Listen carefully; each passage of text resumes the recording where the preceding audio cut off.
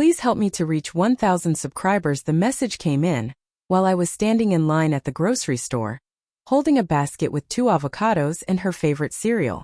My phone buzzed once, then again. I almost ignored it. Figured it was her reminding me to grab oat milk.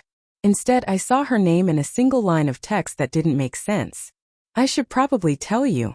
I cheated. It didn't mean anything. It was just for fun. For a second, the store around me went quiet, like someone had turned the volume knob all the way down. The beeping scanners, the chatter, the clatter of carts, gone. All I could hear was my own heartbeat thudding in my ears, heavy and slow, like it was trying to convince me I was still alive.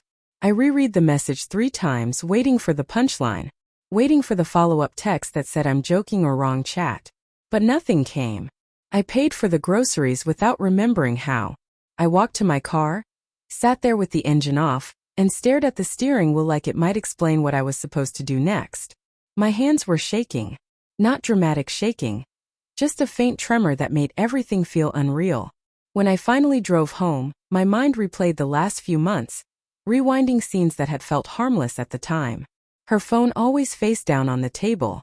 The way she'd smile at a notification and then lock the screen when I walked in. The missed call she'd explain away with, "Sorry, I was in the shower," even though her hair was dry. The sudden need for space, that somehow came with password changes and late nights out with coworkers I'd never met. I told myself I was being paranoid. That this was what adulthood looked like: busy schedules, tired evenings, less talking, love settling into something quieter. God, I wanted to believe that. She was sitting on the couch when I walked in, knees tucked under her, scrolling like nothing in the world had shifted. The TV was on, some sitcom laugh track playing in the background. It felt obscene. "You got the cereal?" she asked, not looking up. I set the bags down slowly. My chest felt tight, like there wasn't enough room to breathe. "Who?" I said. She looked up then. "What? Who did you cheat with?" The silence stretched. Her eyes flickered. Not guilt exactly, more like annoyance at being interrupted mid-thought. "Does it matter?" she said. That hurt more than if she'd slapped me. "Yes," I said quietly. "It matters to me." She sighed, set her phone aside, and leaned back like this was a conversation about bills or chores. "It was just some guy. From work. We were flirting, it escalated. It wasn't emotional. It didn't mean anything." "Then why tell me?" I asked. She shrugged. "I didn't want it hanging over me. And honestly, I didn't think you'd make it a big deal." A laugh escaped my throat, sharp and broken. "You didn't think I'd make it a big deal?" "I mean," she said, choosing her words carefully, "we've been kind of stale. This was just fun. It didn't change how I feel about you." I looked at her, the woman I'd built a life with, the woman who knew how I took my coffee, who cried during dog commercials, who once held my hand through a night I thought my father was dying, and felt like I was staring at a stranger wearing her face. I asked questions I didn't want answers to. When? Where? How many times? She answered casually, like she was recounting a forgettable weekend trip. No tears.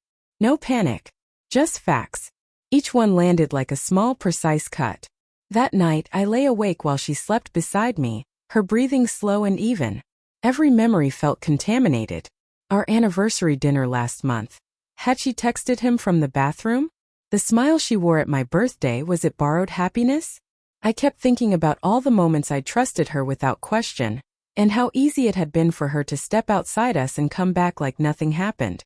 In the morning, she kissed my cheek and said, "We'll be okay," like she was reassuring a nervous child. Something inside me finally went still.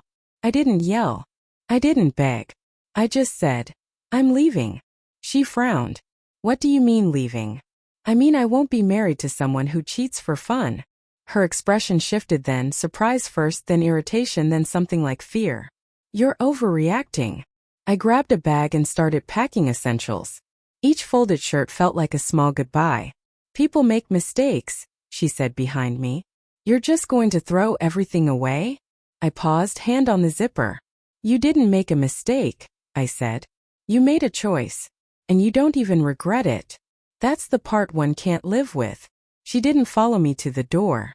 I think part of her believed I'd cool off and come back. That I'd always been the one to bend. The first weeks alone were brutal. Empty rooms echo louder than arguments. I missed her laugh, her warmth, the future I thought we were building. Some nights I almost called her, almost convinced myself that love meant forgiveness at any cost. But then I'd remember that text. Just for fun. And I'd remember how small I felt standing in that grocery store, holding her cereal, thinking I was doing something loving while she was living a separate life. Walking away didn't fix me overnight. It didn't make the pain disappear. But it gave me something I hadn't realized I'd lost. Self-respect. Now, when I think about that day, I don't hear the store go quiet anymore. I hear my own voice, steady and clear, saying this is where I stop choosing someone who won't choose me. And that, strangely, feels like the beginning of everything.